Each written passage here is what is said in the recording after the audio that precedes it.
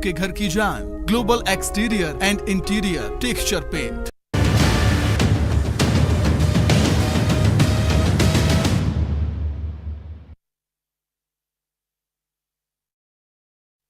स्वागत है। ग्वालियर से बड़ी खबर से शुरुआत करेंगे बुलेटिन की। 21 अक्टूबर को ग्वालियर आ रहे हैं प्रधानमंत्री नरेंद्र मोदी और यहां सिंधिया स्कूल में स्थापना दिवस कार्यक्रम में वे शामिल होंगे। केंद्रीय मंत्री सिंधिया ने निमंत्रण दिया था और सिंधिया के बुलावे पर ही वे ग्वालियर आ रहे हैं। दरअसल 1897 में स्थापित हुआ था यह सिंधिया स्कूल। देश के टॉप 10 स्कूल्स में यह शामिल है और सिंधिया स्कूल के स्थापना दिवस के कार्यक्रम में प्रधानमंत्री नरेंद्र मोदी केंद्रीय मंत्री ज्योतिरादित्य सिंधिया के निमंत्रण पर आ रहे हैं।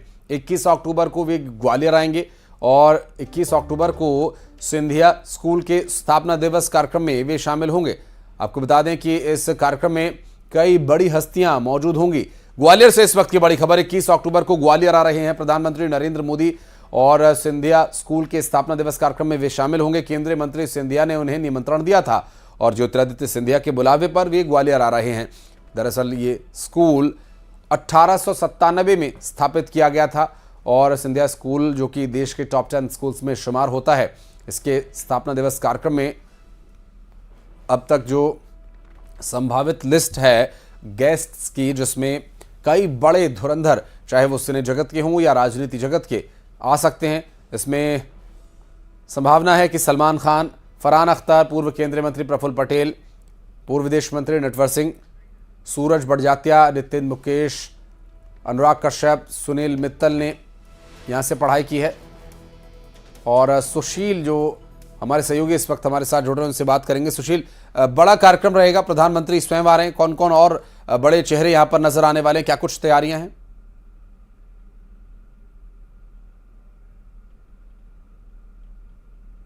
स्थापना दिवस समारोह 21 अक्टूबर को मनाया जा रहा है और इसी कार्यक्रम में केंद्रीय मंत्री ज्योतिरादित्य सिंधिया के बुलावे पर देश के प्रधानमंत्री नरेंद्र मोदी यहां आने वाले हैं और उनका जो तय कार्यक्रम है वो भी अब आ चुका है। शाम को करीब 4:30 बजे के लगभग पीएम मोदी एयरफोर्स स्टेशन पहुंचेंगे। यहां से वो 4:55 पर सिंधिया स्कूल फोर्ट पहुंचेंगे हेलीकॉप्टर के ज़रिए। उसके बाद 5 बजे से लेकर शाम 6:30 बजे तक पीएम मोदी सिंधिया स्कूल के स्थापना दिवस समारोह में शामिल होंगे। इस दौरान कई कार्यक्रम आयोजित किए जाएंगे सिंधिया स्कूल में और उसके बाद जो है करीब 6:30 बजे वो रवाना होकर एयरफोर्स स्टेशन पहुंचेंगे, वहां से दिल्ली के लिए रवाना होंगे। तो पीएम मोदी का जो दौरा है उस दौरे को लेकर पुलिस प्रशासन के साथ ही सिंधिया स्कूल और सिंधिया परिवार के लोगों में भी तैयारियां और उत्साह का माहौल है। आपको बता दें कि ये स्कूल देश के टॉप 10 स्कूल में मशहूर है। यहाँ कई बॉलीवुड, राजनीतिक और बड़े कारोबारियों ने पढ़ाई की है। सलमान खान खुद यहाँ पढ़े, प्रफुल्ल पटेल, नटवर सिंह, इसके अलावा सुनील मित्तल सहित बिरला सहित कई जो औद्योगिक घराने उनके लोगों ने यहाँ पढ़ाई की है। तो पीएम मोदी का जो दौरा है उसका बहुत महत्वपूर्ण भी माना जा रहा है, क्योंकि ऐसे मौके पर पीएम मोदी का ग्वालियर दौरा हो रहा है कि जब मध्य प्रदेश में विधानसभा चुनाव भी है, दूसरा बीजेपी के अंदर भी सिंधिया को लेकर तमाम तरह की विपक्ष द्वारा निशाना साधने की जो बातें थी, तो उस पर भी विराम लगाने के लिए, क्योंकि पीएम का आना कहीं ना कहीं ये साबित करता है कि सिंधिया का जो ओहदा है वो केंद्रीय नेतृत्व की नज़र में महत्वपूर्ण है। दूसरा, पीएम का आने का ये भी कारण है कि पीएम मोदी के साथ ही राजमाता सिंधिया जो भाजपा की फाउंडर मेंबर रही है, जनसंघ की नेता रही है, उनसे बहुत करीबी रही है पीएम मोदी की और उनके ही वंशज हैं ज्योतिरादित्य सिंधिया। तो कहीं ना कहीं राजमाता के प्रति भी आदरांजलि है पीएम मोदी की तरफ से। तो उन्होंने सिंधिया के बुलावे पर इस कार्यक्रम में आने की अनुमति दी थी और उसके बाद जो है पीएम मोदी का 21 अक्टूबर को बिल्कुल और काफी भव्य ये कार्यक्रम होगा और आगे अपडेट लेने के लिए फिर आपसे भी संपर्क करेंगे। बहुत बहुत शुक्रिया आपका फिलहाल इस पूरे मामले पर जानकारी देने के लिए। चलिए बढ़ते हैं आगे और बता दें कि मुरैना में मारपीट का मामला सामने आया और खून खराबा अब यहां आम सी बात हो गई है। यहां पर आए दिन मारपीट की तस्वीरें सामने आती रहती हैं। एक और मामला सामने आया जिसमें आपको बता दें कि नूराबाद थाना क्षेत्र के चौखुटी गांव से एक ऐसा मामला सामने आया जहां जमीन के बंटवारे को लेकर एक ही परिवार के दो पक्षों के बीच जमकर विवाद हो गया। दोनों पक्षों के बीच जमकर लाठी डंडे चले और पथराव हुआ, जिसमें 3 लोग गंभीर रूप से घायल हो गए। मारपीट का वीडियो सोशल मीडिया पर काफी तेजी से वायरल हो रहा है। हालांकि पुलिस ने अब तक किसी तरह की कोई कार्रवाई नहीं की है। तेज लगेगा। अमित शर्मा हमारे सहयोगी फोन लाइन पर है मौजूद। अमित, क्या हुआ, क्या कारण था विवाद का और क्या स्थिति है फिलहाल यहाँ पर?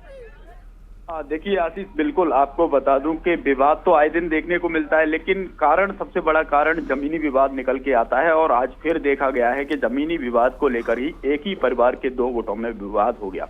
विवाद इतना बढ़ गया कि एक पक्ष ने दूसरे पक्ष पर लाठी डंडों से हमला किया पहले तो, फिर उसके बाद जाते जाते पथराव कर दिया। इस दौरान 3 लोग घायल हुए हैं। घायल है लक्ष्मण, सोनू और मुकेश। सबसे बड़ी बात यह है कि जो दोनों जो पार्टी थी, एक ही पक्ष के दोनों लोग थे, लेकिन दोनों में पहले तो सुलह हो गया था पंचायत के स्तर पर, लेकिन उसके बाद जब जमीन एक व्यक्ति पे ज्यादा पहुंच गई और ट्रैक्टर छीन लिया, इसे लेकर के दूसरे भाई ने जब कहा कि मेरा ट्रैक्टर मुझे दो, क्योंकि मैंने अपनी मेहनत से कमाई हुई पैसे का ट्रैक्टर है, उसके बाद जब उसने ट्रैक्टर नहीं दिया, इसी बात को लेकर के दोनों में विवाद हुआ। विवाद इतना बढ़ गया कि जो दूसरा पक्ष था उसने अपने समर्थकों के साथ मिलकर के छोटे भाई के घर पर पहुंचा और घर पर पहुंच के लाठी डंडों से हमला करता है। इस दौरान 3 व्यक्ति घायल हुए हैं। घायल पहले नूराबाद थाना पहुंचे, लेकिन पुलिस ने जब उनकी फरियाद नहीं सुनी तो वह उपचार के लिए जिला अस्पताल में भर्ती हैं। सबसे बड़ी बात अब निकल के ये आ रही है कि इतनी समय बीत जाने के बाद और पुलिस थाने पहुंचती है घायल, लेकिन पुलिस फरियाद नहीं सुनती है, तो कहीं ना कहीं यह भी विवाद का कारण बन सकता है, क्योंकि फिर से इसी तरीके के हालात देखने को मिलेंगे। अगर पुलिस समय रहते कार्रवाई कर देती तो ये कहीं ना कहीं विवाद भी सुलह हो जाता और ये मारपीट से घायल होने की संभावना भी न रहती। आशीष, अब पुलिस क्या कर रही है? फिलहाल अभी पुलिस से हमने भी संपर्क करने की कोशिश की, लेकिन पुलिस इस मामले पर अभी कुछ भी कहने को तैयार नहीं है। और फरियादियों का एक ही आरोप है कि विवाद न होने से पहले भी पुलिस से गुहार लगाई थी और विवाद हो गया था, उसके बाद भी आरोपियों पर कार्रवाई करने की गुहार लगाई, लेकिन पुलिस ने अभी तक इस मामले में किसी भी प्रकार की कोई कार्रवाई नहीं की है। चलिए, बहुत शुक्रिया आपका अमित इस पूरी जानकारी के लिए।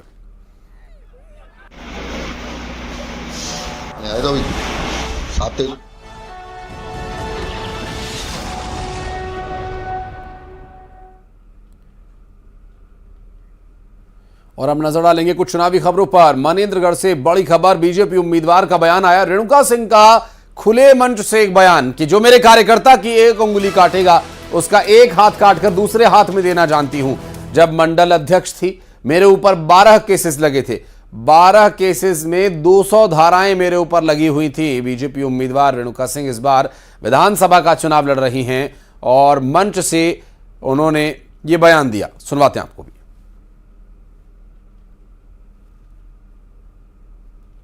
वो नेता हूँ, मैं वो कार्यकर्ता हूँ कि जो मेरे कार्यकर्ता की उंगली काटेगा तो मैं उसके एक हाथ काट के उसके दूसरे हाथ में भी देना जानती हूँ। दीदी जिंदाबाद, जिंदाबाद, दीदी जिंदाबाद, जिंदाबाद, जिंदाबाद। हमें किसी के कहने से नहीं डरना है। हमें ऐसे आतताई, ऐसे अत्याचारी, ऐसे भ्रष्ट सरकार को उखाड़ फेंकना है, जिसके लिए हमें बहुत कठिन मेहनत करने की जरूरत है। का छत्तीसगढ़ दौरा है। जगदलपुर और कोंडागांव में चुनावी सभा को संबोधित करेंगे। आदिवासी वोटर्स को साधने की कवायद है। 16 अक्टूबर को राजनांदगांव आए थे अमित शाह। 4 दिन में अमित शाह का छत्तीसगढ़ में यह दूसरा दौरा और खासकर इस दौरे में बस्तर संभाग की 12 सीटों पर फोकस होगा, जिसमें कि आगामी विधानसभा चुनाव में 7 नवंबर को पहले चरण में वोटिंग होनी है। 20 सीटों पर वोटिंग होनी है और जिस जगह ये रैली है वहां से 12 सीटों को कवर करने का प्रयास अमित शाह करेंगे। जगदलपुर और कोंडागांव में एक चुनावी जनसभा को संबोधित करने के लिए वे एक बार फिर छत्तीसगढ़ आ रहे हैं।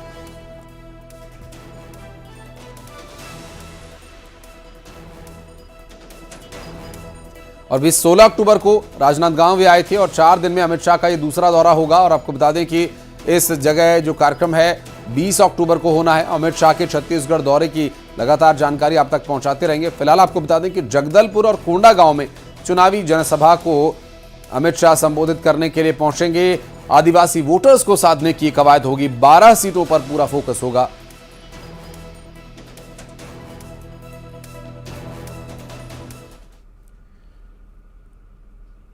और इस बीच भोपाल से एक बड़ी खबर आ रही है। बताया यह जा रहा है कि आज या कल में भारतीय जनता पार्टी अपनी लिस्ट जारी कर सकती है। 30 विधायकों का टिकट कट सकता है और 5वीं लिस्ट का जल्द इंतजार खत्म होगा। अब तक 136 उम्मीदवारों के नाम घोषित हो चुके हैं। स्टार प्रचारकों के नाम भी तय हो चुके हैं। और आपको बता दें कि यहां इस लिस्ट में जो हाईलाइट है वो ये कि सिटिंग विधायकों के टिकट काटे जा सकते हैं। लगभग 30 विधायकों के टिकट काट सकती है पार्टी और 5वीं लिस्ट का इंतजार जल्द खत्म होगा।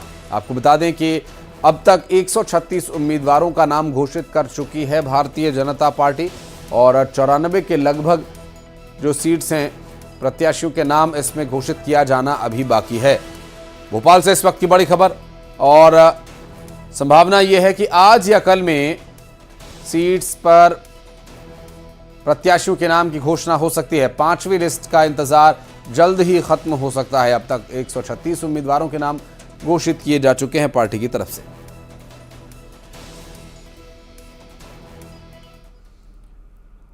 और चुनाव से जुड़ी एक बड़ी खबर आपको बता दें, दिल्ली में कांग्रेस के सीईसी की आज बैठक होनी है। मध्य प्रदेश की बाकी प्रत्याशियों के नाम पर मंथन किया जाना है। आम सहमति से नाम तय करने पर फोकस रहेगा पार्टी का।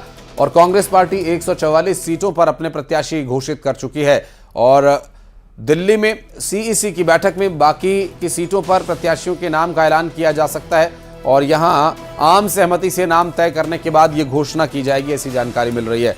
इस वक्त की बड़ी खबर, कांग्रेस पार्टी 144 सीटों पर प्रत्याशी अब तक उतार चुकी है। आपको बता दें कि दिल्ली में आज केंद्रीय चुनाव कमेटी कांग्रेस पार्टी की बैठक करने वाली है और सीईसी की इस बैठक में जो बाकी बची सीटें हैं उस पर प्रत्याशियों के नाम को लेकर मंथन किया जाएगा और उसके बाद नामों की घोषणा हो सकती है। आम सहमति से नाम तय करने पर फोकस होगा जिससे कि पार्टी में एक सदाचार की स्थिति बनी रहे, कोई यहाँ द्वेष या कोई द्वंद्व न बने। ऐसे में दिल्ली में आज की बैठक में जो फोकस है वो यही होगा कि आम सहमति से सभी नाम तय हों और किसी नेता का ठप्पा ना लगे अलग से या किसी व्यक्ति विशेष का ठप्पा ना लगे कि फला व्यक्ति ने टिकट तय किए हैं या उनके दबाव में आकर यहाँ पर उम्मीदवार चयन किए गए। तो ऐसे में आम सहमति होगी, सभी की विचार विमर्श और साझा राय से उम्मीदवारों का चयन किया जा सकता है।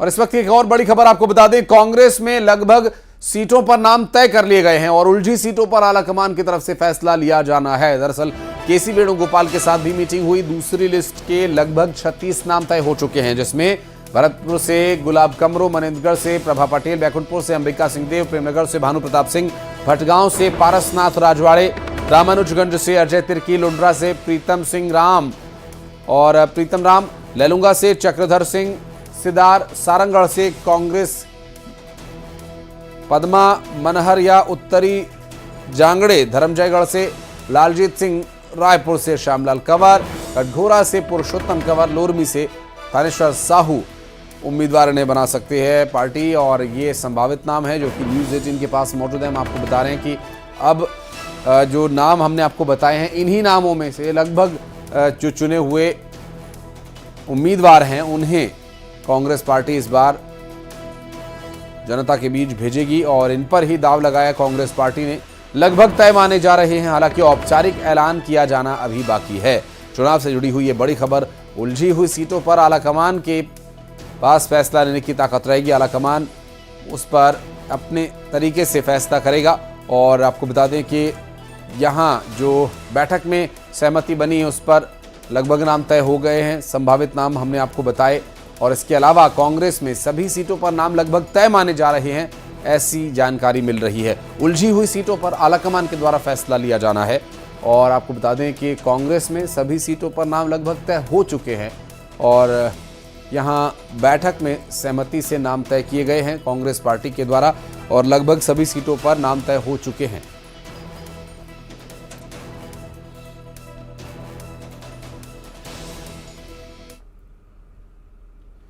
और मध्य प्रदेश में ओबीसी को लेकर राजनीति गरमाई हुई है। कांग्रेस और बीजेपी के बीच जुबानी जंग शुरू हो गई है। दोनों एक दूसरे को ओबीसी का हितैषी बता रहे हैं और ओबीसी वर्ग बीजेपी का समर्थक माना जाता है और खुद को दोनों ही पार्टियां ओबीसी हितैषी मानकर चल रही हैं। और ऐसे में कांग्रेस की कोशिश है वोट बैंक में किसी तरह से सेंध लगाई जाए। कांग्रेस ने घोषणा पत्र में जाति जनगणना करवाने का वादा कर एक बड़ा दांव खेला है। इसके साथ ही कांग्रेस जोर शोर से इस बात का भी प्रचार कर रही है जिसकी जितनी आबादी उसको उतना हक मिले। जानकारों की माने तो कांग्रेस की नजर बीजेपी के बड़े वोट बैंक में सेंधमारी की है। प्रदेश को ओबीसी वर्ग बीजेपी समर्थक माना जाता है।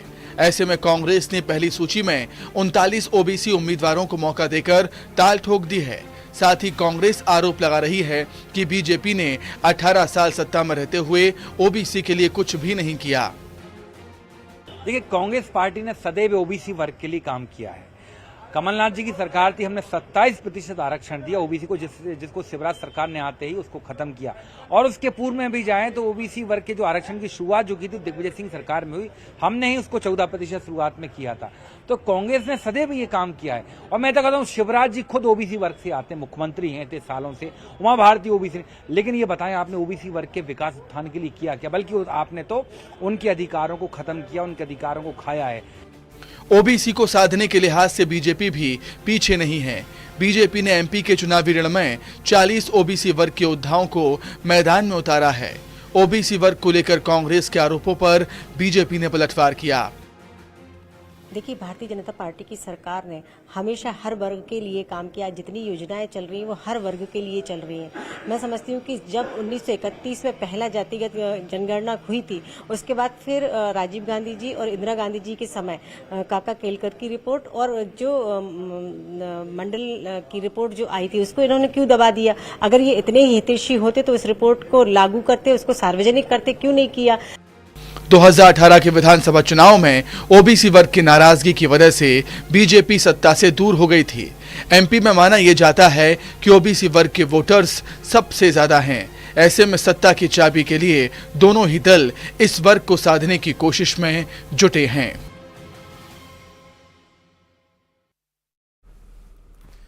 और यार रुक, एक छोटे से ब्रेक के लिए खबरों का सिलसिला आगे भी जारी है। कहता है वोटर की टीम पहुंची है जबलपुर के पूर्व विधानसभा सीट पर।